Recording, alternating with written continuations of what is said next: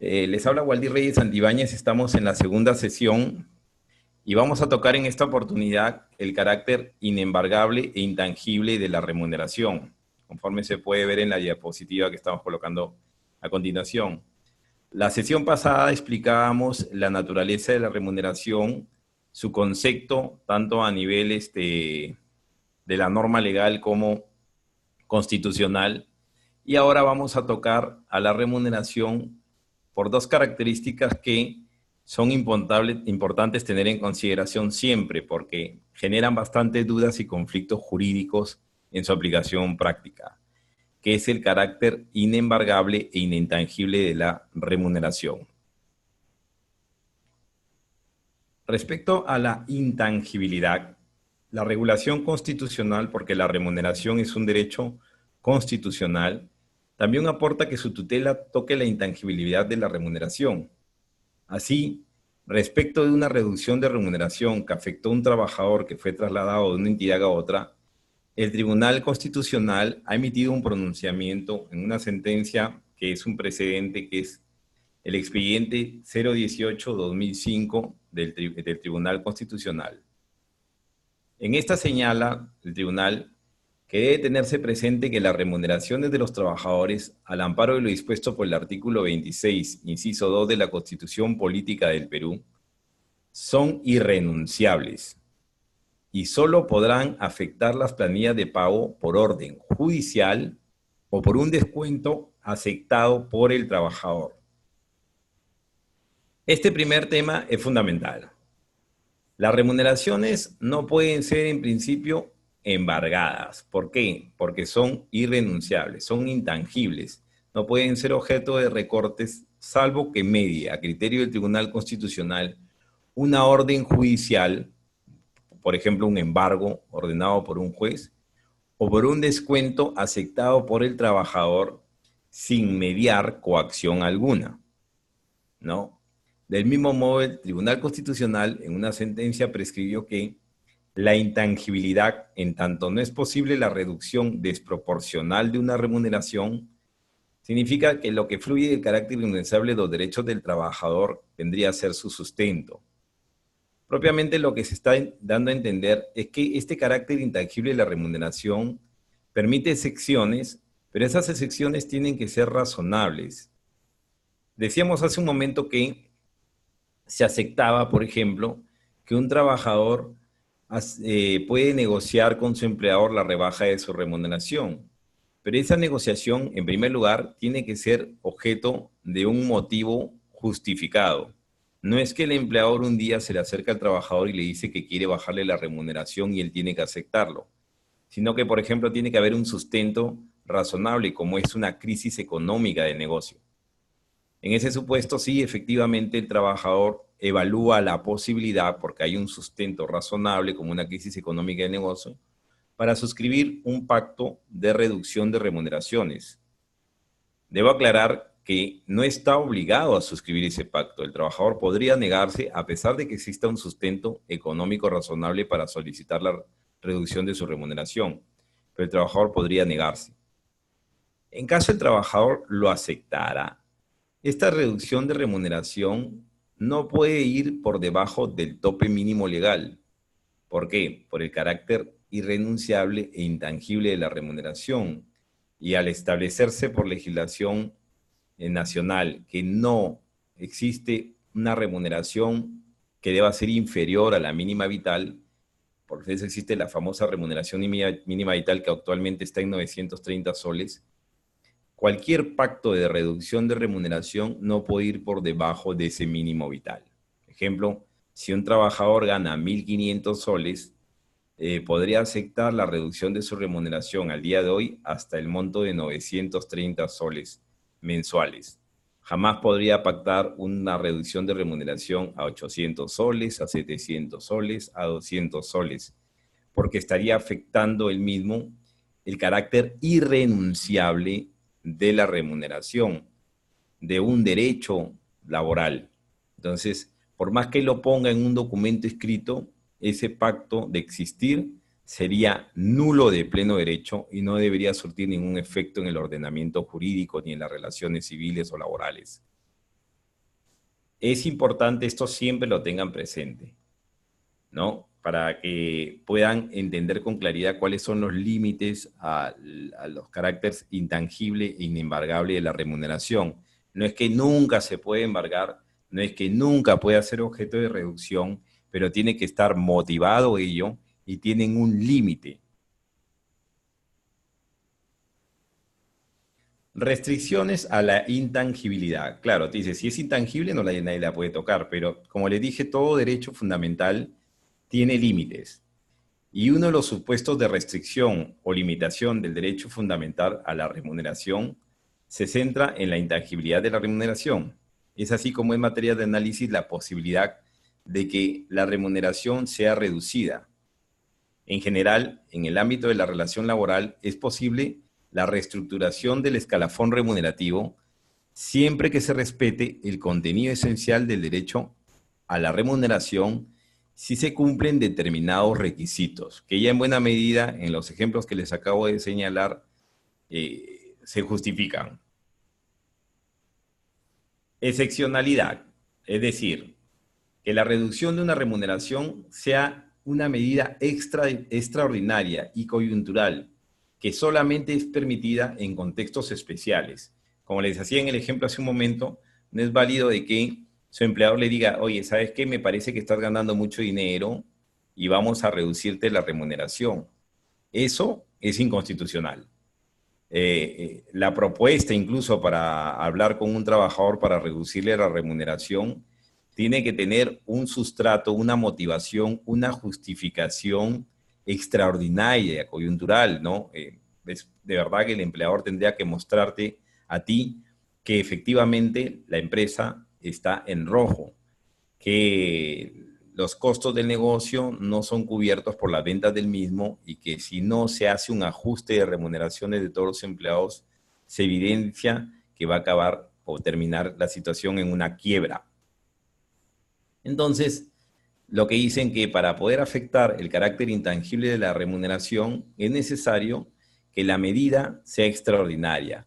Que el empleador vea, por ejemplo, antes de pedirle a los trabajadores de que acepten, porque como le digo, no están obligados a aceptarlo, una rebaja de remuneraciones, que primero vea que otros activos puedan sufrir algún sacrificio sin malograr la viabilidad del negocio. Por ejemplo, que vea pues, de vender alguna maquinaria que no se usa para pasar la crisis económica, o que obtenga el aporte de capital de los socios. Es decir, que en primer lugar se busquen otras salidas para utilizar como última opción la negociación con los trabajadores en la rebaja de su remuneración. En segundo lugar, relacionado con ello, está la razonabilidad, es decir, que la reducción respeta determinados límites de proporcionalidad de manera tal que no suponga una disminución significativa de la misma, ni que ésta sea arbitraria. Este tema es importante, ¿por qué? Porque uno dice, ¿y cuánto es lo que es razonable reducir la remuneración de un trabajador? Lógico, si media su libre albedrío, ¿no? Su colaboración para esta reducción. Normalmente tendría que establecerse pues con números que la crisis se superaría con que todos los trabajadores de la empresa, por ejemplo, reduzcan su remuneración en un 10 hasta en un 20%, que suena una medida razonable y que deba ser temporal. Entonces, pero es absurdo, irrazonable, que un trabajador acepte la rebaja de su remuneración en un 50%, porque es muy elevado la justificación para reducir su remuneración a la mitad, a pesar de que el trabajador gane 10.000 soles, porque ya su costo de vida está programado en un monto de 10.000 soles, y haciendo un esfuerzo y ajustándose podría sobrevivir, pues digamos, con 9.000 soles, hasta con 8.000 soles, pero bajarle la remuneración o exigirle que baje su remuneración para superar la crisis a la mitad de su sueldo resultaría desproporcionado. Encontraría cierta justificación quizá si es que junto con esa rebaja de remuneración viene una menor cantidad de horas de trabajo. Es decir, el empleador te dice, mira, vamos a rebajar el 30% de tu remuneración, pero de manera proporcional vamos a rebajar el 30% de las horas de jornada ordinaria al día. Porque entonces habría una proporcionalidad entre la rebaja y el tiempo de esfuerzo y dedicación que tiene el trabajador en la empresa. Tendría un criterio más razonable y proporcional. Pero rebajas irrazonables de la remuneración, aunque sea por motivos justificados, excepcionales, estaría visto mal por la jurisprudencia, la doctrina laboral. No sé si hasta este momento tienen alguna inquietud.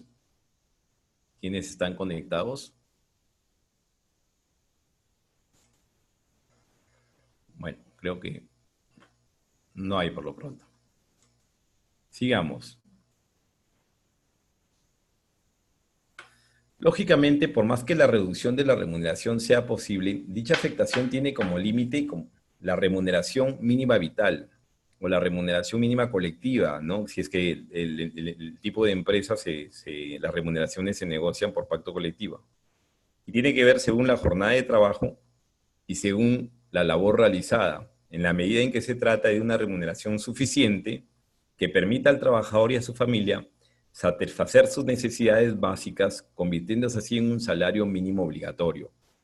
Por eso les decía hace un momento que tiene que ser razonable y jamás, nunca, una rebaja de remuneración puede ser desproporcional, puede ser irrazonable y mucho menos atentar contra la remuneración mínima vital. Eso es jurídicamente imposible por el carácter irrenunciable de la remuneración. Ahora, la reducción de la remuneración puede ser realizada de dos maneras diferenciadas, que pasamos ahorita a exponerles. La famosa reducción consensuada. La reducción de la remuneración es consensuada si es realizada de manera voluntaria, es decir, si existe un acuerdo libre, espontáneo, expreso, escrito y motivado entre el trabajador y el empleador. Con respecto a ello, la casación Jurisprudencia Laboral 2224-2005 de Lima nos precisa lo siguiente: la reducción de remuneraciones solamente será válida en la medida en que exista un acuerdo expreso entre el trabajador y el empleador, pues de lo contrario, la reducción inmotivada constituiría una rebaja inmotivada de la remuneración, lo cual se encuentra prohibido por la ley. Si uno va a la legislación laboral privada, el artículo 30 del Decreto Supremo 00397-TR establece literalmente que es considerado un acto hostil la rebaja de remuneración. ¿Cuál es la rebaja unilateral de remuneración? Pero si la rebaja de la remuneración no es unilateral, sino es consensuada, libre, ¿no? El empleador lo puede proponer, pero el trabajador tiene la libertad de decidir aceptarlo o no, no puede ser impuesta. Si es consensuada y libre, es válida. Y siendo consensuada y libre, solamente es válida, primero, si es razonable y proporcional. Segundo, si es una medida excepcional, porque se han aplicado otras medidas por parte del empresario para evitar reducir la remuneración del trabajador. Y en tercer lugar, si esta reducción de la remuneración efectivamente no afecta la remuneración mínima vital, porque bajo ninguna circunstancia puede afectarse. No es que tú digas, es que el trabajador gana 950 soles y rebajarle 20 soles no es nada para superar la crisis. Lo siento. Hay un límite que no se puede soslayar bajo ninguna circunstancia en cuanto a rebaja remuneración, que es la remuneración mínima vital. Y si el trabajador está muy cerca de la remuneración mínima vital, tú no puedes rebajarle más allá del mínimo vital. Entonces, una de las maneras aceptadas de reducción de remuneración es la consensuada, la de común acuerdo, ¿no? La del pacto de voluntades, sin que medie para ello coacción. Porque si el empleador le dice al trabajador que si no rebaja su remuneración lo va a despedir o va a quebrar el negocio por su culpa, acuérdense ustedes que uno de los principios del derecho laboral es el principio de ajenidad del riesgo del negocio. El trabajador no tiene por qué asumir los riesgos del negocio. Si el negocio va mal por una mala gestión de las cabezas del negocio, quienes tienen que asumir eso inicialmente siempre son los dueños del negocio, no el trabajador. ¿Ok? Bueno, continuamos. La otro tipo de reducción de remuneración es la no consensuada. Y uno dice, bueno, ¿y cómo es eso? Dicen, la reducción de la remuneración también puede ser adoptada por una decisión unilateral por parte del empleador particular o el Estado mismo, es decir, sin aceptación previa del trabajador. Y ustedes me dicen, pero doctor, no me decía que únicamente es válida cuando es consensuada, pero aquí hay una excepción. Esta posibilidad de reducción, aparte de la afectación de las planillas de pago por orden judicial, por ejemplo, cuando hay un embargo, porque tú le debes plata al banco y el banco quiere cobrarse su deuda, siempre y cuando respete los topes máximos en relación a los caracteres embargables de la remuneración, es válido. Pero también, de otro lado, se encuentra contemplada en el derecho interno y resulta de la interpretación y aplicación a contrario censo del artículo 30b del Decreto Supremo 00397-TR y el artículo 49 de su reglamento aprobado por el Decreto Supremo 00196-TR, que consideran que la reducción inmotivada de la remuneración o de categoría es un acto hostil equiparable al despido, siempre y cuando sea dispuesta por decisión unilateral del empleador que carezca de causa objetiva o legal. Desde esta perspectiva, contrario sensu, resulta válido en términos constitucionales la reducción de la remuneración o de la categoría por decisión unilateral del empleador si es que posee una causa objetiva o legal. Y ustedes me dirán, ¿en qué momento es válido que un empleador me reduzca la remuneración? Es válido y razonable cuando luego de, por ejemplo, una evaluación de desempeño, se observa que el trabajador no cumple con las funciones inherentes al cargo que desempeña.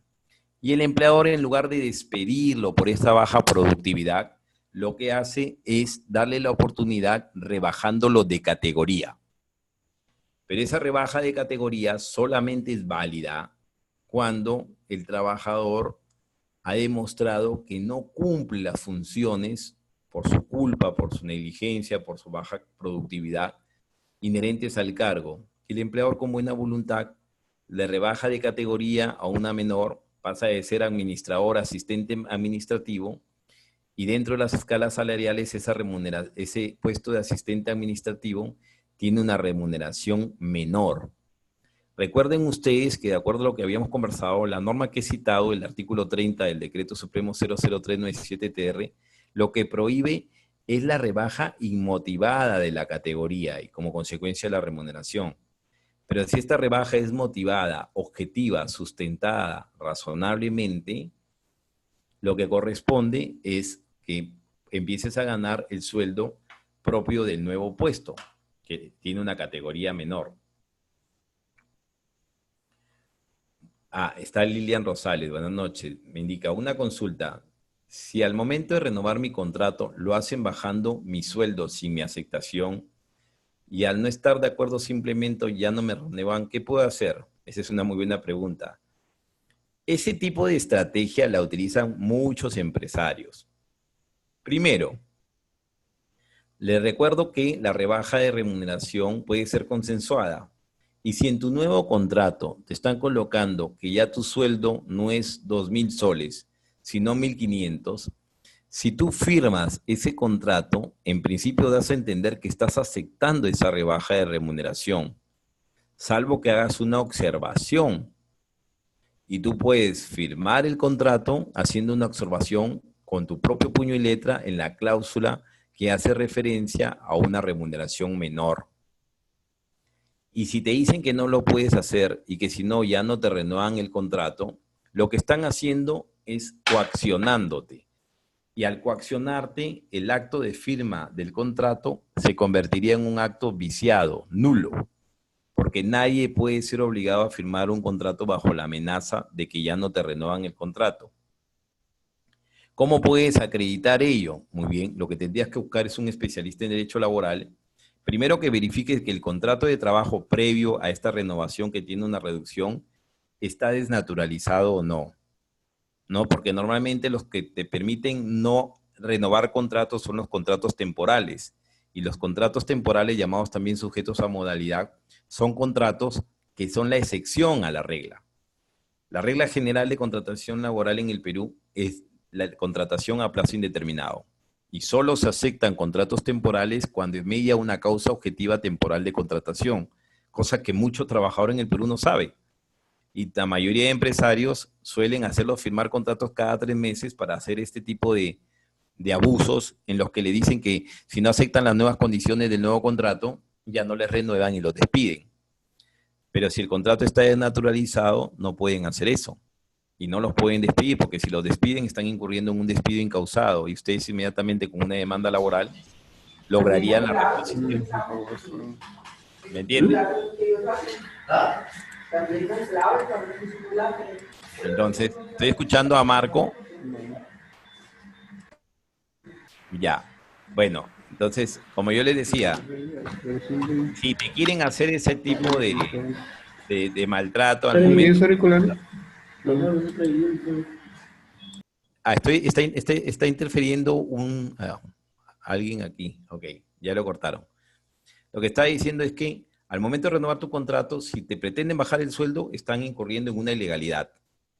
Y tú, en principio, no deberías firmar ese contrato. Pero si te da miedo perder tu trabajo, inmediatamente tienes que denunciar esa situación ante SUNAFIL o ante un abogado, para que este abogado verifique si ese contrato está desnaturalizado. Porque nadie te puede obligar a aceptar una rebaja de remuneración. Salvo, como decía, en supuestos excepcionales. El supuesto excepcional número 1 es, lo acabo de explicar, cuando de verdad tú no vienes cumpliendo tus funciones debidamente y el empleador, en lugar de despedirte porque no cumples debidamente tus funciones a pesar de las oportunidades que te da, te propone una rebaja de categoría motivada y lógico, la menor categoría viene con un sueldo menor. Y en esos supuestos ya no se configura un acto hostil. ¿Por qué? Porque el acto hostil se configura cuando la rebaja es inmotivada.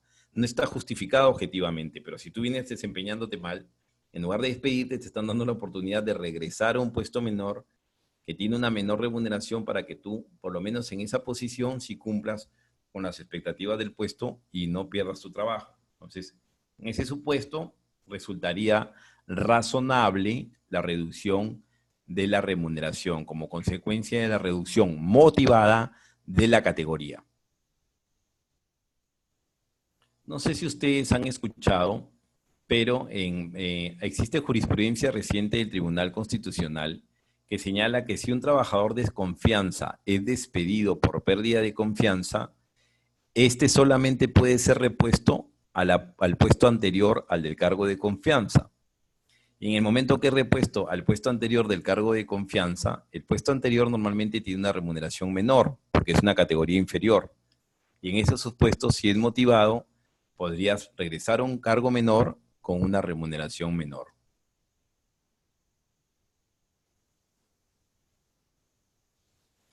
De otro lado, requiere establecerse algunas condiciones para la utilización de esta medida excepcional, referida a la rebaja de la remuneración. Puede estar referida a una serie de supuestos entre los cuales se pueden nombrar los siguientes. Necesidad de cumplir los objetivos económicos y financieros, que implica la reducción de la remuneración sustentada en la necesidad de reducir el déficit o la escasez a fin de garantizar la estabilidad y equilibrio económico del Estado o, en su caso, de una empresa, y exige que debe existir una relación directa entre la medida adoptada y la política o planificación económica perseguida. Como les volví a decir yo, tendría que estar justificada de motivos económicos y financieros para poder mantener viable el negocio y siempre y cuando el empleador demuestre que ha tomado otras medidas previas antes de buscar una reducción de la remuneración de los trabajadores. Este tema siempre recuerden, no es que de manera antojadiza lo pueden imponer, sino que tiene que tener una causa o justificación objetiva para tal fin. Además, también necesidad de una reorganización del personal, que puede incluir la supervisión y reorganización debidamente justificada de la prestación de los servicios públicos esenciales en caso de que sea el Estado que brinda el empleador. ¿Qué quiere decir esto? Hay oportunidades en las que se requiere reorganizar el organigrama de una determinada empresa para brindar un buen servicio público, por ejemplo. Y en estos supuestos se necesita modificar cargos y funciones. Tiene que ver un poco con el tema que habíamos conversado de la rebaja de categoría. Cuando está debidamente motivada esta reorganización de personal en necesidades principalmente de servicios públicos, es aceptable que se permita una pequeña rebaja de remuneración como consecuencia de una rebaja de categoría, de una reorganización de los recursos humanos de una institución. Pero como le vuelvo a repetir, estas son las excepciones a la regla. En principio, como le decíamos desde un inicio, la remuneración tiene un carácter intangible e inembargable y su reducción requiere de medidas excepcionales. No debe ser lo primero que tiene que tener que plantear su empleador al momento de tratar de sobrepasar una crisis financiera, un problema de emergencia pública. Este otro punto es bastante importante para todos los trabajadores en general y tiene que ver con el carácter inembargable de la remuneración. Antes de esto, no lo he puesto en la filmina, pero sí quería comentarles un caso clásico que ocurre con los trabajadores, que es que hay muchas empresas que suscriben convenios de descuento por planilla.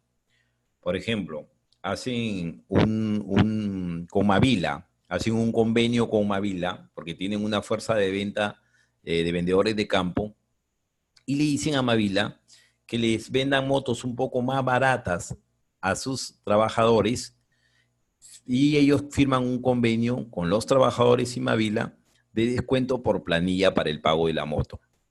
No sé si han tenido oportunidad de ver estos casos o si por lo menos han escuchado eso.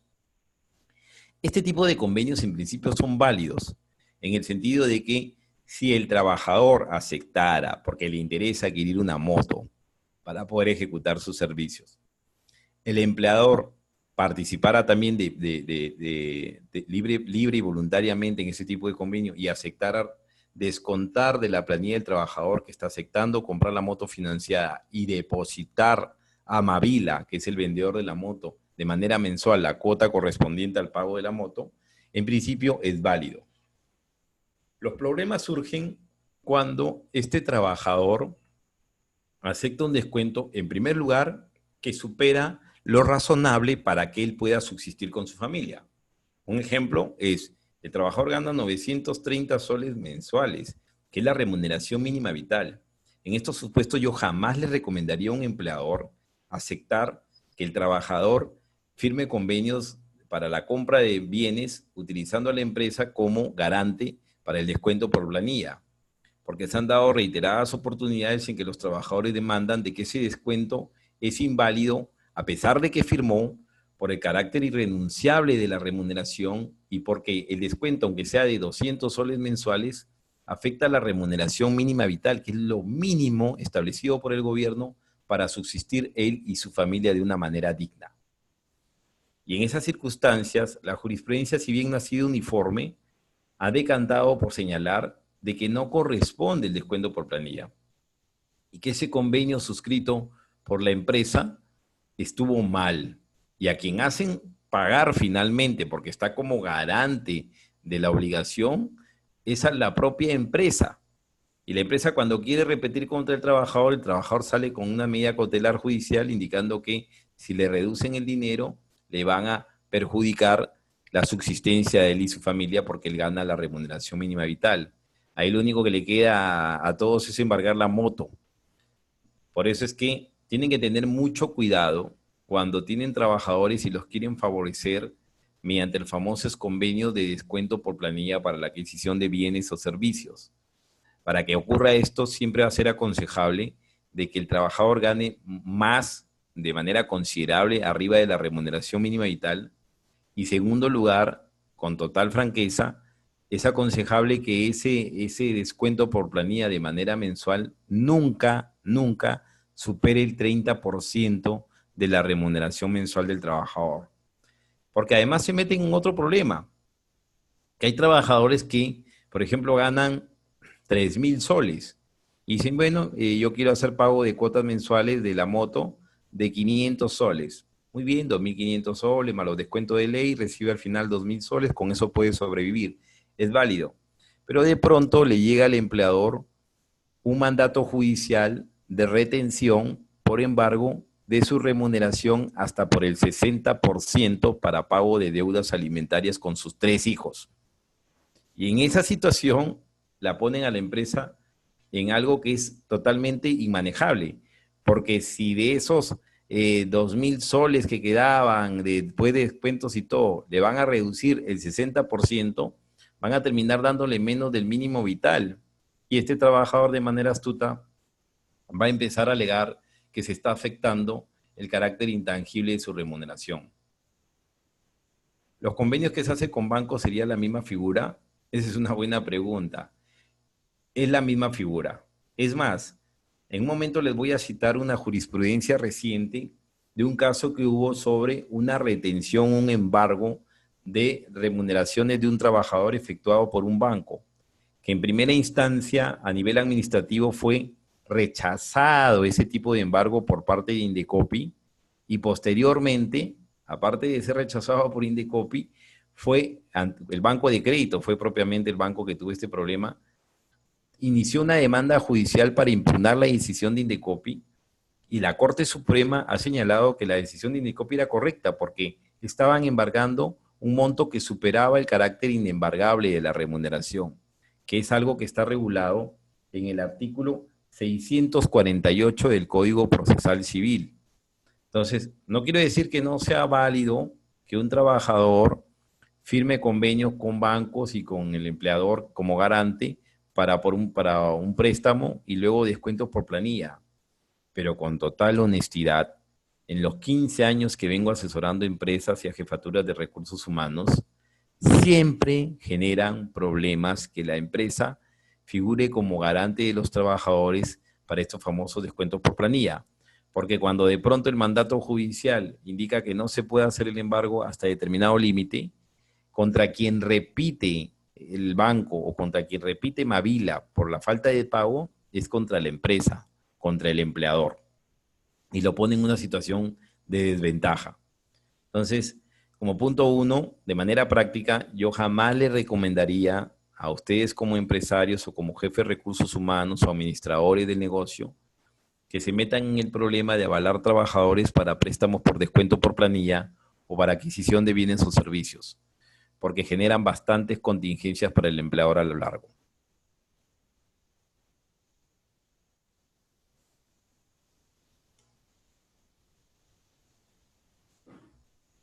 Muy bien, continuamos.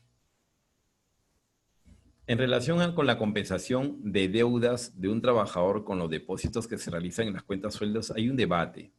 Para el Tribunal Constitucional, como lo veníamos conversando, el embargo en forma de retención sobre depósitos en poder de terceros de ninguna manera puede ser interpretado de forma tal que permita el embargo de cuentas bancarias cuando se acredite que corresponden estas cuentas al pago de haberes, la famosa cuenta sueldo, pues ello desconocería el artículo 648, inciso 6 del Código Procesal Civil, que establece hasta qué límite se pueden embargar las remuneraciones. Y las remuneraciones se pueden embargar con límites en dos supuestos. Este límite señala que el monto de la remuneración que puede ser embargado es lo que excede de 5 unidades de referencia procesal. La unidad de referencia procesal es el 10% de una UIT. Actualmente, la UIT, la unidad impositiva tributaria, está, creo que si no me equivoco, para este año en 4.300 soles. Y el 10% es 430. Si ustedes hacen un ejercicio matemático básico, 430 soles por 5 URP, estamos hablando de 4 por 5, 2.000 y 30 por 5, 150, de 2.150 soles. Solo podrían embargarles lo que supere los 2.150 soles que entran en su cuenta de haberes. Y de esa parte, solo se embarga la tercera parte. ¿Qué quiere decir?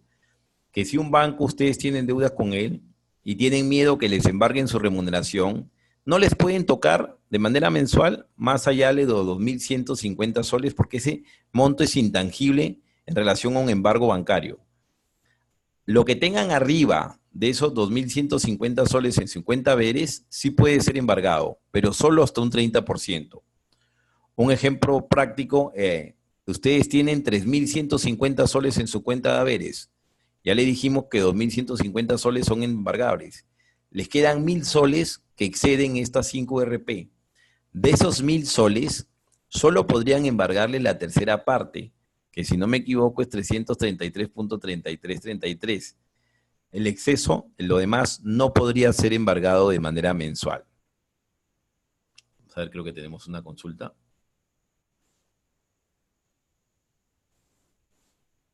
A ver, ¿quién está hecho? Los convenios que se hace con bancos sería la misma. Ah, gracias. Ok, Lilian.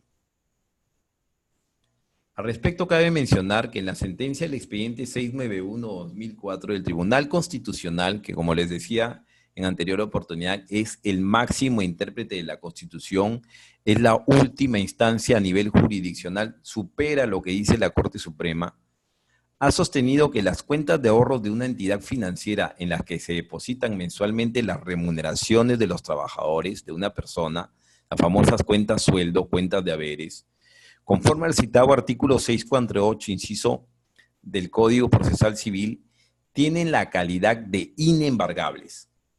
En tal sentido, tanto el ejecutor coactivo como las entidades financieras deben respetar estrictamente, bajo responsabilidad, dicha disposición legal, que no hace sino materializar la protección estatal de los derechos fundamentales tan vinculados con la subsistencia, la salud y la vida.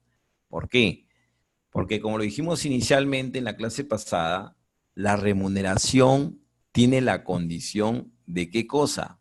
De equitativa y debe ser suficiente para la subsistencia del ser humano. Y por eso es que se señala que a pesar de que el trabajador lo acepte formalmente en un contrato de línea de crédito y señale que él acepta que se le descuente toda la deuda de que pueda contraer con la empresa directamente de su cuenta de haberes, ese pacto sería nulo, porque hay una norma imperativa que es el artículo 648, ¿no? Numeral 6, que señala las remuneraciones y pensiones cuando no excedan de 5 unidades de referencia procesal no pueden ser embargadas. El exceso es embargable hasta una tercera parte, como lo pusimos en el ejemplo. Y señala la norma, que más adelante lo tratamos, que cuando se trata de garantizar obligaciones alimentarias, ahí sí, la norma da mayor flexibilidad para el embargo procederá hasta el 60% del total de los ingresos del trabajador, con la sola deducción de los descuentos establecidos por ley. En este caso ustedes dicen, oye, pero ¿por qué cuando se trata de entidades financieras el monto a embargar es mucho más limitado que cuando se trata de deudas alimentarias?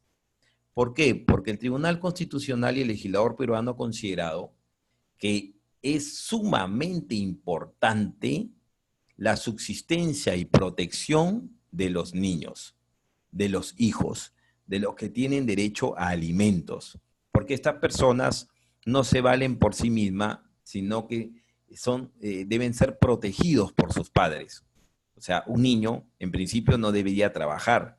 Quien tiene que trabajar para mantenerlo y darle una buena calidad de vida y dignidad es su padre.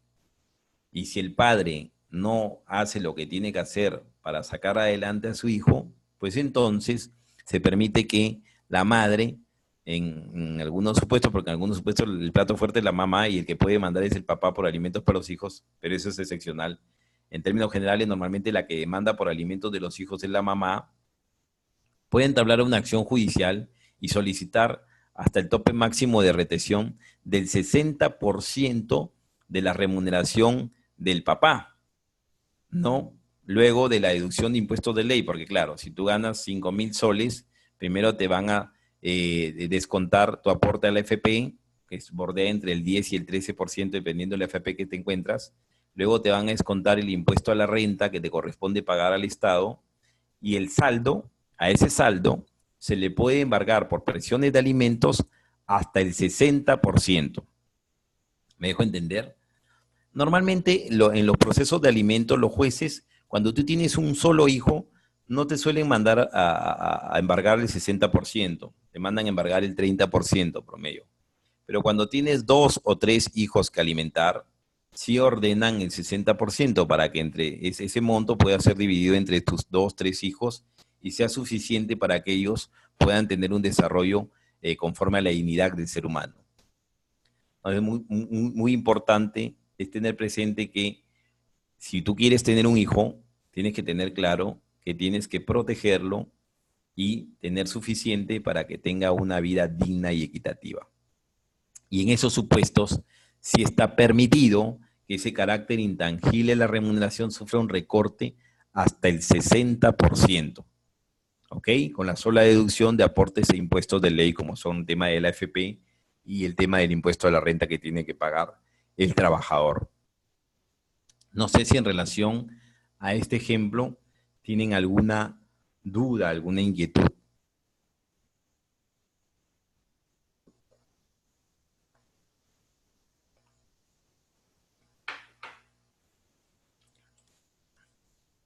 Bueno, creo que por lo pronto no hay. Espero que les haya quedado claro. Este criterio que acabo de citar ha sido en parte afirmado y superado por la sentencia del Tribunal Constitucional, donde se sostiene que la inembargabilidad de la remuneración no solo se origina en los ingresos productos de contratos de naturaleza laboral, sino también los que se asignan en los contratos de naturaleza civil, es decir, por recibo de honorarios. En ese sentido, debe entenderse que la equiparación de inembargabilidad de los ingresos que provengan de una remuneración laboral o de una contraprestación civil procederá en este último supuesto. Cuando la respectiva cuenta bancaria contenga una prestación que desde un punto de vista general pueda entenderse como remuneración, es decir, como un monto que sirva para cubrir necesidades básicas y según lo establecido en el artículo 6.8, inciso 6, será inimagable en todos los casos, cuando sea igual o menor a 5 unidades de referencia procesal y cuando sea mayor ese monto, solamente es embargable hasta la tercera parte del exceso. Cuando la remuneración que provenga del respectivo contrato de prestación de servicios sea depositada con una periodicidad razonable, mensual, quincenal, etcétera, similar a la que operan con la remuneración que proviene de un contrato laboral. Y ustedes dirán, ¿pero por qué es que protege el Tribunal Constitucional a los recibos por honorarios, a los locadores de servicios civiles, en relación al carácter intangible? Si lo que emiten los recibos por honorarios es un honorario, no es una remuneración, hay una diferencia. Y es que lo que ha entendido el Tribunal Constitucional para proteger los recibos por honorarios es que en el Perú está acreditado que tenemos más o menos un 70% de informalidad laboral. Y la mayoría de trabajadores en el Perú no los tienen en planilla, sino que los hacen emitir recibos por honorarios. A pesar que en los hechos tienen un contrato de trabajo, los empresarios simulan con ellos relaciones civiles de locadores de servicio. Y ha entendido el Tribunal Constitucional que en el fondo, cuando esa prestación es continua para un mismo empresario y tiene un monto retribuido de manera mensual parecido a la de la remuneración, lo que en el fondo esconde es una remuneración y no un honorario, y que por tanto debe ser objeto también de protección en cuanto a su intangibilidad. Esta perspectiva del Tribunal Constitucional ha afectado bastante el interés de los empresarios, especialmente los bancos, porque ya ahora tienen que poner mayores tasas en los créditos y buscar otras formas de cobrar las acreencias con los trabajadores, porque si el trabajador se pone moroso, la tiene muy difícil para poder embargarle sus cuentas, incluso cuando se trata de un locador de servicios que les presta servicios continuos.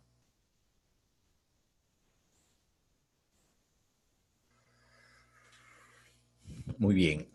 Lilian pregunta, ¿este 60% aplicaría a la liquidación, pago de utilidades, bonos por mandato judicial? Esa es una muy buena pregunta, Lilian. Lo que tienen que tener en consideración ustedes es que ello va a depender del carácter literal del mandato judicial. Les voy a dar un ejemplo. Cuando una mamá demanda por alimentos al papá porque el papá no le pasa al hijo, le pasa cuando se le antoja, no le da ni 100 soles mensuales, lo cual no alcanza para cubrir las necesidades del menor, lo que tiene que hacer el abogado de la mamá es solicitar que el embargo y la pensión alimenticia, si la piden el 60% porque supongamos tiene 2 hijos todavía con el sinvergüenza que no pasa alimentos, se aplique no solamente de la remuneración, sino también de los beneficios sociales, utilidades, bonos, complementos remunerativos y de ser el caso, de su liquidación de beneficios sociales, en caso el papá decidiera renunciar porque no le gusta el embargo.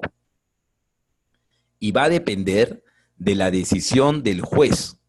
Es decir, si el juez concede el mandato de asignación, el mandato de retención por alimentos, atendiendo no únicamente a la remuneración básica, sino a todos los complementos remunerativos y beneficios sociales, incluidas utilidades, y en caso de cese, liquidación de beneficios sociales, el oficio que cursa el juzgado al empleador de este papá faltoso, incumplido, va a contener esa explicación. Va a contener el detalle de mandato de retención del 60% de la remuneración y todos los demás ingresos que percibe el trabajador por cualquier concepto. Y en ese caso, el empleador de este trabajador deudor alimentario no solamente le va a retener el 60% de la remuneración, sino también de los beneficios sociales cuando le tocan, por ejemplo, de la gratificación en la oportunidad que le pagan, y en caso de renunciar el trabajador, le va a retener el 60% de la liquidación y lo va a depositar al juzgado mediante un certificado de depósito judicial. Por eso es que la mamá, cuando va a demandar al papá incumplido, tiene que buscar un abogado que piense como Lilian Rosales y se asegure de pedirle al juez que ese embargo proceda no solamente de la remuneración, sino de todos los demás conceptos remunerativos que pudieran corresponder al trabajador, incluida la eventual liquidación de beneficios sociales. Así que sí, es una muy buena pregunta y es conveniente que ustedes lo vean, porque el empleador va a cumplir el mandato de retención conforme a los mismos términos en los que se los exige el juez. Si el juez, por el contrario, le hace llegar un oficio en el que dice retenga únicamente el 60% de la remuneración del trabajador, el empleador lo único que le va a retener es la remuneración, no le va a retener la gratificación legal del porcentaje del 60% de la gratis, no le va a retener el porcentaje de las utilidades, no le va a retener el 60% en caso el trabajador renuncie de su liquidación de beneficios sociales. Ahora, me preguntas, si en recursos humanos se les pasa y en el mes no hace la retención del 60%, el mes siguiente, ¿cómo se hace el pago si este no puede ser más del 60%? ¿Hay alguna penalidad a la empresa por este pequeñísimo descuido? Pues sí. Normalmente, estos mandatos de embargo que hacen los juzgados de alimentos lo hacen bajo apercibimiento de dos sanciones. Una clásica que es, si no cumples con embargar, con retener y depositar en este juzgado ese 60% empleador, te voy a imponer una multa. Y si sigues incumpliendo, te voy a hacer una denuncia penal por desacato, es decir, por resistencia y desobediencia a la autoridad. Y en otros casos, lo que suele hacer el juez, es decir, si tú no cumples con el retener el 60% de la remuneración de ese papá faltoso, lo que te voy a hacer yo es hacértelos pagar a ti. Es lo que le llaman doble pago a nivel procesal. Pero eso tiene que estar apercibido, indicado en el mandato que hace el juez. tiene que indicarse precisamente. Así que tienen que tener muchísimo cuidado en las áreas de recursos humanos cuando llegan estos oficios de juzgado en relación a la retención de remuneraciones y tienen que inmediatamente ponerlo en práctica porque desde el mes en que llega el mandato de retención y si aún estaban en el último día para pago de planillas, tienen que cumplir con ese mandato, porque si no el juez lo va a considerar un desacato y dependiendo del apercibimiento que les hayas hecho en el oficio, les va a aplicar una multa, los va a denunciar penalmente o en su defecto les va a pedir a ustedes que asuman el pago de ese 60%. No es que el empleador puede decirle al otro mes al trabajador, oye, me están exigiendo el pago, se me pasó y ahora te voy a descontar el 100% y el otro mes el 80% para completar ese 60%. Porque como les dije, jurídicamente el carácter intangible de la remuneración en tema de alimentos acepta como tope máximo mensual el 60%, luego de la deducción de impuestos de ley y en tema de alimentos únicamente. Entonces ustedes no van a poder embargar arriba del 60% por mes.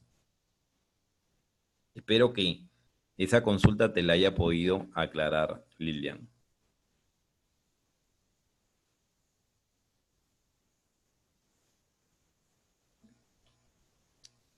Ahora, en relación al tema del locador de servicios, es importante que lo tengan presente. ¿Ah? No, no es algo que sea reiterado, pero sí ha ocurrido casos en los que los mismos locadores de servicios, que en el fondo son trabajadores debido a la informalidad laboral en el Perú, argumenten que les están embargando un monto superior al intangible.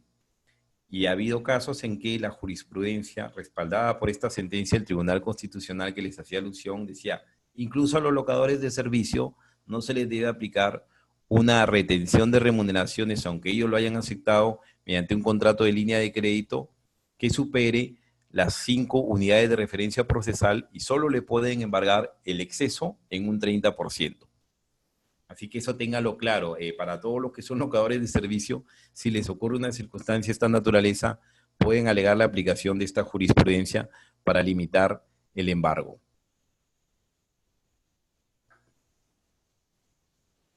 Del mismo modo, la Corte Suprema ha reiterado lo anteriormente descrito a través de la Sala de Derecho Constitucional y Social Permanente de la Corte Suprema en la reciente casación 18161 del 2015 Lima, publicada en el Diario Oficial del Peruano, por medio de la cual se resolvió el proceso contencioso administrativo seguido por el Banco Scotiabank del Perú S.A.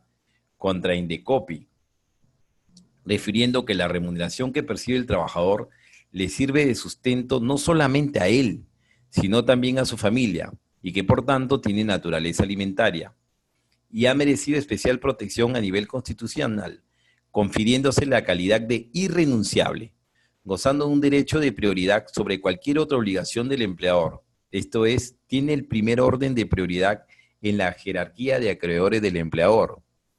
Entonces, recuerden ustedes que para el Tribunal Constitucional, incluso los bancos no pueden embargar las remuneraciones de los trabajadores en las cuentas sueldo, salvo que superen el límite de 5 URPs y por lo que supera las 5 URPs solo pueden embargar la tercera parte. Si no, están afectando el derecho constitucional a la remuneración del trabajador en su carácter intangible e inembargable, con los límites que acabamos nosotros de hacer. ¿Ok? Ahora, hay otro supuesto que se presenta normalmente con el tema este de la remuneración. O sea, independientemente de la filmina que ahorita les pongo a la vista, ¿no? La Corte afirmó que al constituir la cuenta de ahorros una de remuneraciones, porque le prefieren llamar a las de remuneraciones cuenta sueldo, los depósitos efectuados en la misma por dicho concepto constituyen bienes inembargables e intangibles, por lo que el derecho que asiste al banco de compensar la deuda contraída e impaga de su cliente en mérito al contrato suscrito por la misma, alcanza solo, repito, al exceso de 5 unidades impositivas tributarias, 5 RP, y hasta por una tercera parte del mismo.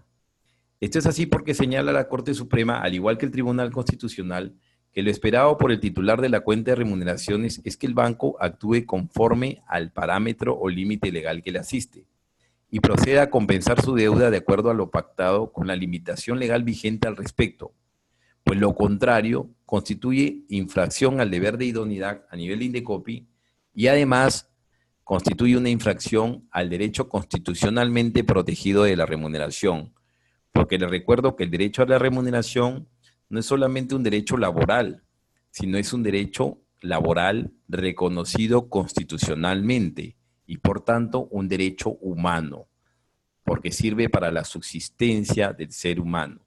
Por tanto, debe tenerse mucho cuidado cuando se quiere embargar remuneraciones de los trabajadores.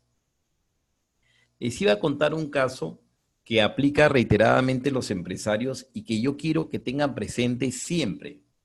¿Qué es lo que ocurre?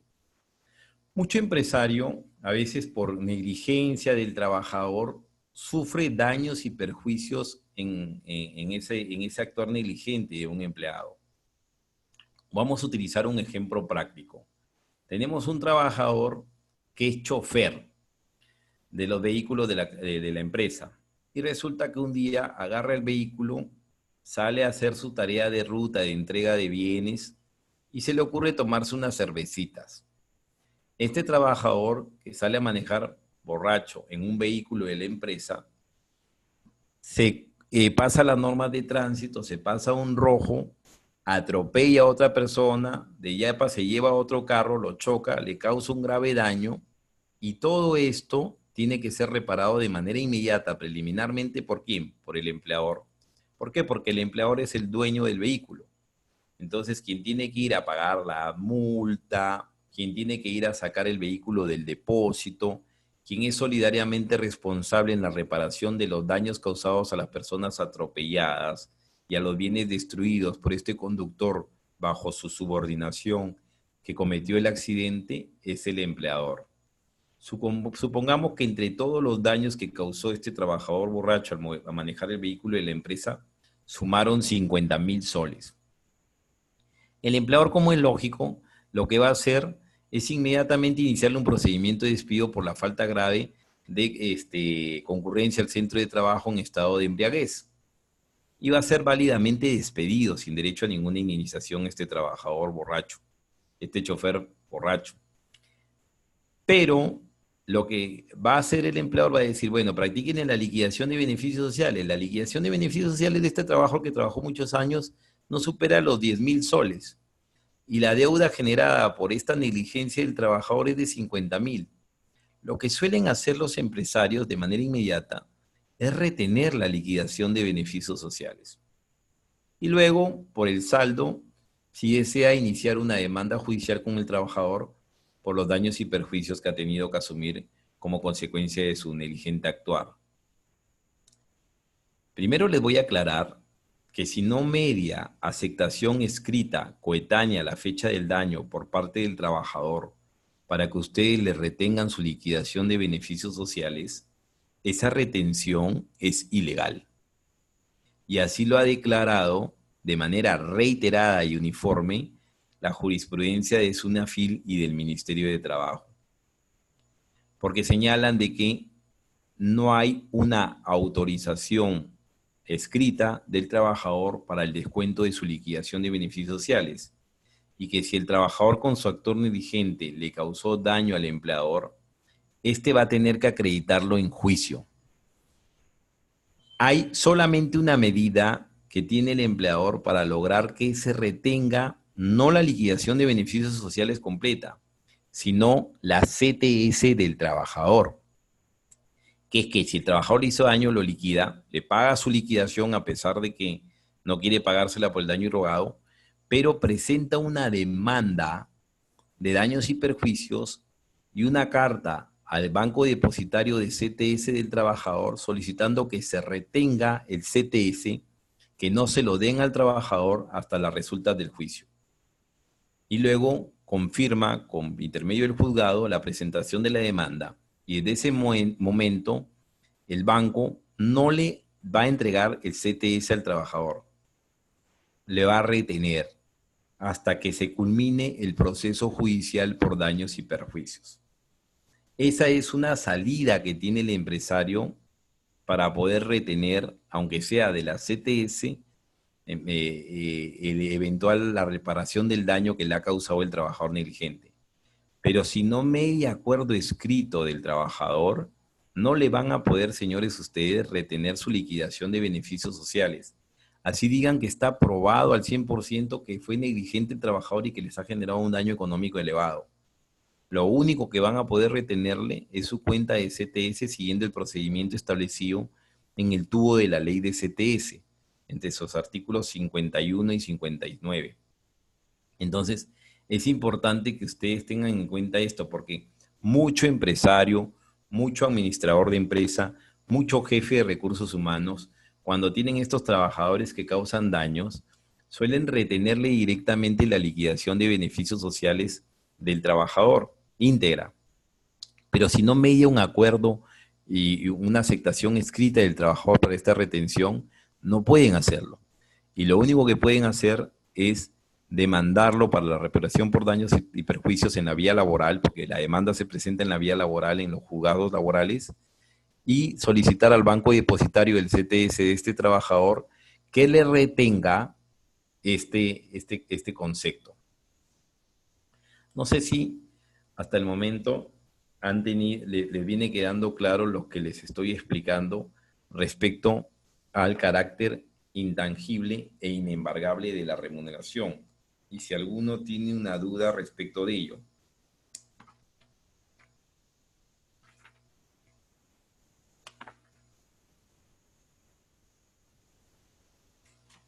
¿Le viene quedando todo claro?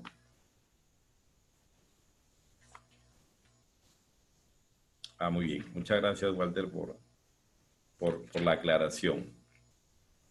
Otro supuesto legal en el cual media la aceptación del trabajador para que se proceda con la retención o un descuento por planilla de la remuneración es las famosas cuotas sindicales. No sé si les ha ocurrido a ustedes en las empresas que tienen sindicatos. Los sindicatos se financian por los aportes de sus afiliados, por los aportes de los trabajadores afiliados al sindicato. Normalmente esos aportes fluctúan dependiendo del tipo de sindicato, porque depende nada más del estatuto del sindicato, entre el 1 y el 10% de la remuneración mensual del trabajador. Y para que esto ocurra y el empleador pueda retener y depositar ese dinero directamente a la cuenta del sindicato, el trabajador sindicalizado tiene que emitir una carta dirigida al empleador, no solamente comunicando su afiliación al sindicato, sino autorizando al empleador la retención de su remuneración del porcentaje pactado con el sindicato. Como les digo, que fluctúan entre el 1 y el 3%, normalmente el 3% de la remuneración del trabajador. Y eso es lo que se llama la famosa cuota sindical. Y una vez que le llega esa carta al empleador, el empleador procede a retenerle todos los meses esa pequeña cuota, ese 3%, 5% de cuota de aporte sindical, y debe depositarlo en la misma fecha que hace la retención en la cuenta del sindicato. Porque normalmente el sindicato utiliza esos recursos para pagar los abogados, la asesoría que tienen, para poder hacer la defensa de los derechos de sus afiliados. Entonces, en este supuesto, también es válido, reconocido por ley, está reconocido en la Ley de Relaciones Colectivas de Trabajo, que se proceda a hacer una retención autorizada por el trabajador sindicalizado para el cumplimiento de la cuota sindical. Muy bien, Lilian nos pregunta, con el principio de irrenunciabilidad, el trabajador así firme que le descuenten, por este principio me parece que no se le puede hacer o entendí mal. ¿Me puede aclarar? Es una buena pregunta. La irrenunciabilidad quiere decir que el trabajador puede autorizar que se le descuente, pero puede autorizar que se le descuente aquello que la ley permite. Es decir, no puede autorizar que se le descuente más allá de la remuneración mínima vital, porque así él lo acepte, está yendo en contra del carácter irrenunciable, aunque sea de la remuneración mínima vital. Ese es el tope mínimo que tú, bajo ninguna circunstancia, puedes renunciar.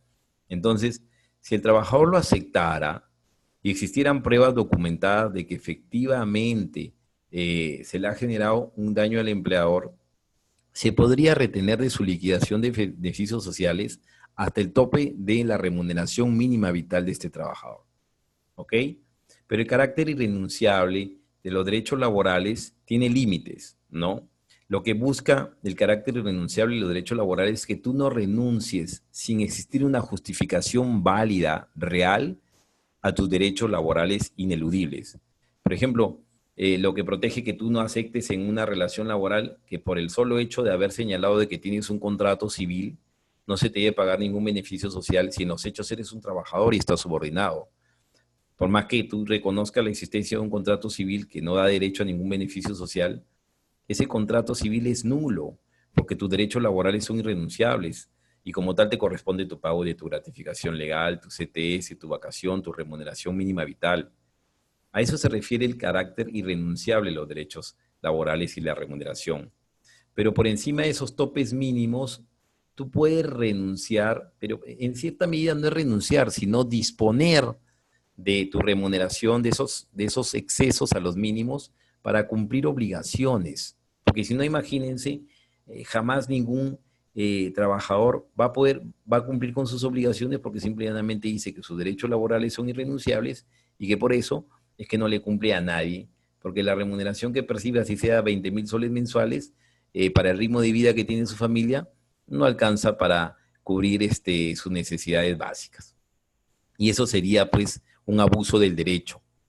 El principio irrenunciable lo que protege es que el trabajador no pueda disponer, si no media una justa causa razonable, de sus beneficios sociales. Pero si media una justa causa, puede disponer hasta los topes máximos establecidos en la ley. Ahora, espero que eso más o menos le haya aclarado el panorama a Lilian. Rosa Isabel pregunta: buenas noches, profesor, pero hay empresas que te descuentan sin permiso del trabajador cuando ya le están dando su boleta. Por ejemplo, COSAPI, aquí en Talara, los sindicatos ya de frente te descuentan en la boleta de pago. Así, bueno, si no media la aceptación escrita del trabajador, ese descuento es ilegal. Y un descuento ilegal puede ser denunciado ante la autoridad de trabajo, propiamente ante SUNAFIL. Ningún empleador puede aplicar un descuento de cuota sindical del personal sindicalizado si es que el trabajador no le ha mandado una comunicación escrita autorizando dicho descuento. A pesar de que tenga conocimiento que es del sindicato, tiene que mediar la autorización escrita del trabajador. Y si de frente te hacen ese descuento en la boleta de pago sin mediar una autorización escrita, están cometiendo un acto ilegal, una infracción en materia de relaciones de trabajo. Y como consecuencia de ello, tú puedes denunciarlo y SUNAFIL les va a imponer una multa y les va a ordenar que te reintegren tu remuneración indebidamente descontada. Hay otro caso que es natural del descuento. Disculpen, solamente antes de tocar el tema les cuento, Lilian pregunta, me quedó más claro, si pierde, por ejemplo, la laptop o celular de la empresa, ¿sabemos lo que debemos hacer? Sí. Si el trabajador pierde la laptop o el celular de la empresa, tú de frente no le puedes descontar. Tienes que llamarlo al trabajador y decirle, oye hijo, tú has incurrido en esto. Como sabemos que ganas poco, por ejemplo, y el valor de la laptop y el celular suman 5.000 soles, y tú ganas 1.000 soles mensuales, no te podemos descontar del tope 1.000 los próximos 5 meses porque te dejamos sin lo suficiente para subsistir. Pero el exceso de tu remuneración mínima vital te lo vamos a descontar todos los meses, para lo cual requerimos que firmes esta autorización escrita en la que nos permites un pago fraccionado de la deuda que tienes con la empresa. Si el trabajador lo firma, bien, le aplicas el descuento. Si el trabajador no firma esa autorización, no le puedes aplicar el descuento. Y lo único que puedes hacer es entablar la demanda judicial de reparación por daños y perjuicios para que un juez te autorice aplicar ese descuento. Estábamos aclarando el tema, quería hacerles otro ejemplo, aparte del descuento de la cuota sindical cuando los trabajadores lo aceptan y son miembros del sindicato. Otro supuesto que ustedes van a ver que ocurre siempre cuando el trabajador falta injustificadamente a sus labores. Por ejemplo, el trabajador el 1 de mayo tenía un feriado válido por ley y no va a trabajar. pero como se la pegó el 1 de mayo, tampoco fue a trabajar el 2 de mayo, que es un día hábil de trabajo. Y muy alegremente justificó de que se había ido de parranda o ni siquiera justificó esa inasistencia. Primero, esa inasistencia injustificada es una falta laboral que debe ser sancionada con un memorándum o con una suspensión sin goce de haber. Pero además, el empleador a fin de mes, si este trabajador ganaba 3.000 soles, le va a descontar 100 soles por la inasistencia injustificada. Y ese descuento, en ese supuesto, no requiere aceptación escrita del trabajador. ¿Por qué? Por la naturaleza de la remuneración. La remuneración, como les explicaba inicialmente, es la contraprestación por el servicio efectivamente prestado. Entonces, si el trabajador no laboró un día del mes y no tiene una justificación válida, como es un certificado médico que le da una licencia, un descanso médico por ese día, el empleador no tiene por qué pagarle la remuneración por ese día. Y en ese supuesto específico, efectivamente, no requiere que medie autorización escrita del trabajador. Pero no requiere que medie autorización escrita del trabajador porque efectivamente eso se basa en una misma norma legal, que es la norma que regula la remuneración. Y esta norma establece que la remuneración es la contraprestación efectiva por el trabajo prestado. Si no trabajó un día y no está justificada su inasistencia, no tienes por qué pagarle completo el sueldo. Tú puedes aplicarle una reducción sin aceptación del trabajador en este supuesto de su remuneración mensual. Y aclaro, eso no involucra una doble sanción, porque hay trabajadores que dicen, no, pues, si ya me pusieron un memorando por esa inasistencia, ¿por qué a fin de mes me vuelven a sancionar descontándome mi remuneración? Discúlpeme, señor, el memorándum es una sanción, el descuento es un derecho del empleador.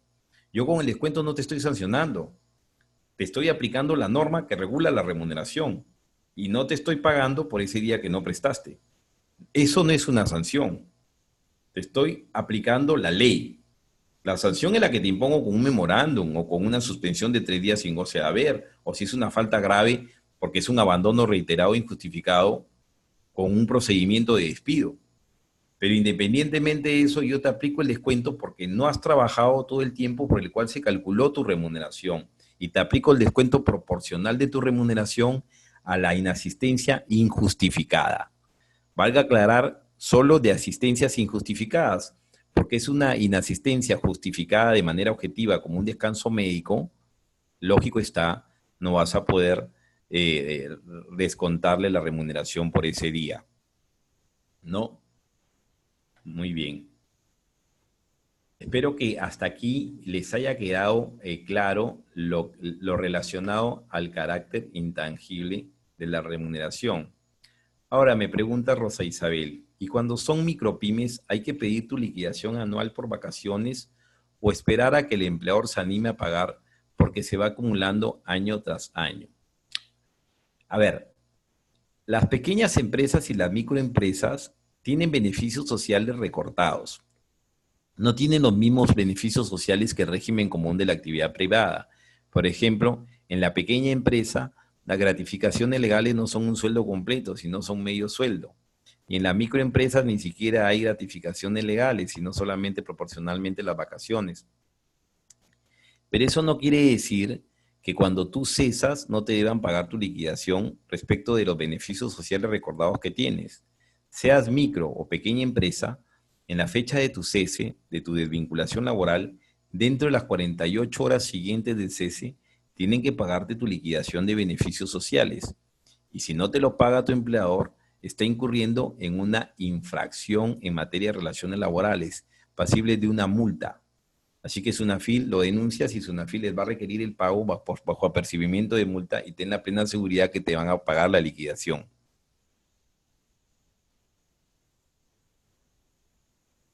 Si continúa trabajando un empleado, no tienen por qué liquidarlo. No tienen que hacerle una liquidación anual. Lo que tienen que hacer es darle sus descansos. Es decir, recuerden ustedes que los trabajadores tienen que gozar de sus derechos dentro de la oportunidad que manda la ley. Por ejemplo, en una pequeña empresa, el trabajador tiene derecho a media gratificación en julio. No es que tiene que esperar su liquidación para que le paguen, es decir, cesar de la empresa, sino que en julio de este año 2020 le corresponde su media gratificación. Y si no se lo pagan dentro de la primera quincena de julio, el empleador está incurriendo en una infracción laboral. Los beneficios sociales tienen que otorgarse en la oportunidad que manda la ley. Y no hay una excepción si es que eres micro o pequeño empresa. Si es que tú trabajas para una micro o pequeña empresa, el beneficio social te lo tienen que cancelar en la oportunidad en que corresponde.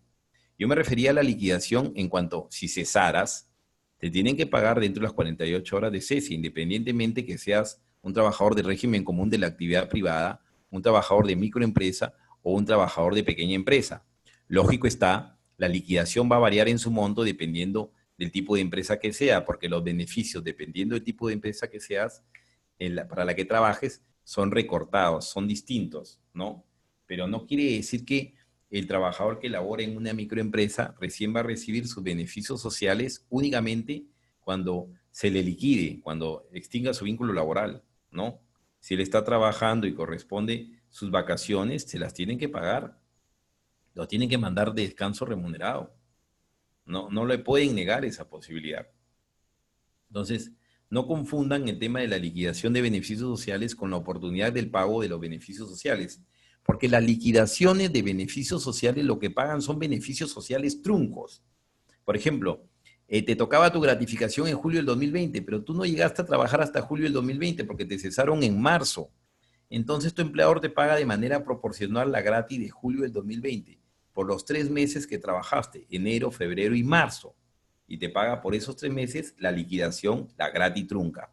Igual con la vaca trunca, igual con el CTS trunco, por ejemplo, en el régimen común de la actividad privada. O sea, te paga tus beneficios truncos al momento de liquidarte.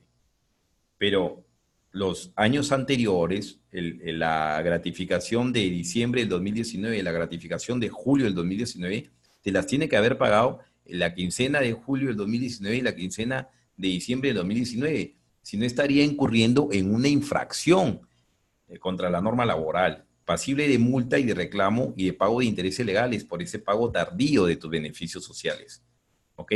Recuerden además que en relación a las vacaciones cuando no son gozadas oportunamente, dentro del año siguiente de haber adquirido el derecho, dan derecho a una indemnización vacacional, es decir, no solamente al pago de las vacaciones y a su goce, sino a una indemnización adicional que es un sueldo. Entonces, no es conveniente que solayen beneficios sociales de ustedes bajo el argumento que están en una micro o pequeña empresa. Lo único que tienen que conocer claramente es cuáles son los beneficios sociales que corresponden a cada uno del régimen laboral que tiene la empresa en la que laboran, ¿no? Y otra recomendación que les voy a dar es que no le crean siempre al empleador por el solo hecho de que les presenta su registro de microempresa que realmente son una microempresa. Yo les recomendaría investigar si los niveles de ventas anuales de la supuesta microempresa en la que ustedes laboran son conforme a la ley, porque hay mucho empleador tramposito que señala que es una microempresa y sus niveles de ventas anuales superan el tope de 150 UITs. Y en esos supuestos, señores, a ustedes deberían pagarles conforme al régimen de pequeña empresa y no de microempresa. Ahora, Juan Carrasco pregunta, en el caso del pago de vacaciones truncas, ¿es automático a finalizar el vínculo laboral? Pero ¿qué sucede si el empleador te solicita una serie de documentos para que pueda cancelar dicho derecho? ¿Está incurriendo en una falta? Claro que sí, porque no puede el empleador limitar tu derecho a tu vacación trunca, a tus beneficios sociales truncos, a la entrega de alguna información o documentos o algo adicional. No lo puede. La norma laboral no establece una excepción. La norma laboral señala claramente que a todo trabajador que cesa se le debe pagar su liquidación de beneficios sociales, estos beneficios truncos, llamados truncos, dentro de las 48 horas de ocurrido el cese. Si lo hace dentro de las 49 horas, ya está incurriendo en una infracción laboral, ya está afectando un derecho laboral y eso es pasible de sanción por parte de la Autoridad Administrativa de Trabajo mediante una fiscalización de SUNAFIL.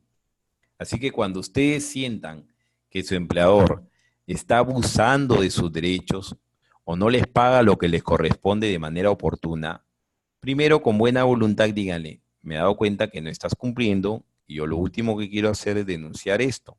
Por favor, cúmpleme. Y si no lo hace, vayan a Sunafil y denúncienlo. Y muchos dirán, pero es que si yo denuncio me despiden. Si lo despiden por hacer una denuncia por incumplimiento de su empleador, ese despido es un despido nulo. Y cualquier abogado mediocre va a hacer que lo repongan en el empleo con una medida cautelar. ¿Ok? Lo que no puede permitir un trabajador es que abusen de sus derechos. Y debe recordar que algunos derechos como la remuneración son inembargables e intangibles. Y que los beneficios sociales en general son irrenunciables.